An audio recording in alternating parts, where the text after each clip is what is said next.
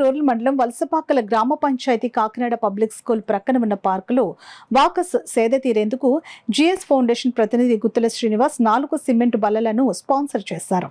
ఈ కార్యక్రమంలో పంచాయతీ మాజీ ఉప సర్పంచ్ జనసేన నాయకులు సలాది శ్రీనివాస్ బాబు, గౌతమ్, రామ్స్, ఈగల వీరబాబు, అల్లు అప్పారావు, వలసపాకల గ్రామ కమిటీ వైస్ ప్రెసిడెంట్ పండు నాయుడు, లోవరాజు, దుర్గాప్రసాద్, కృష్ణ, హరికృష్ణ మరియు గ్రామ పెద్దలు మేడిశెట్టి వెంకటరమణ, కొల్లుబోయిన సూరిబాబు, సానా నాగబాబులు గుత్తుల శ్రీనివాస్ని అభినందించారు.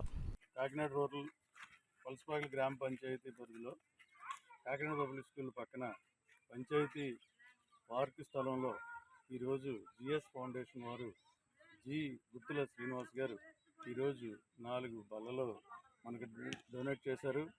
ఈ పంచాయతీ తరఫున మరి అందరి తరఫున ఇక్కడ వాకింగ్ చేసేవారి తరఫున వాకర్స్ అసోసియేషన్ త్వరలో ఒకటి ఉంది, అది కూడా పెడుతున్నాం. వాళ్ళందరి తరఫున ఆ మెంబర్స్ తరఫున వీరికి కృతజ్ఞతలు తెలుపుకుంటున్నా.